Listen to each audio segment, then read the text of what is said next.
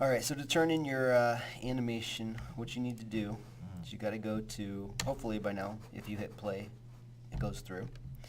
So you're gonna go to File, Export, Export As, Save for Web Legacy. And from there, you shouldn't have to change any of these settings. Just give it a second to load.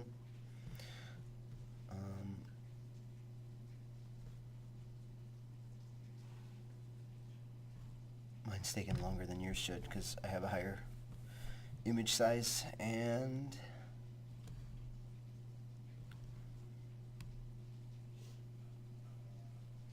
you just click Save, and then you tell it, make sure you know where you're putting it. So not just your downloads, put it in your documents, or your, probably documents is a good place. And then make sure it has your name, first and last name, and then just put animation.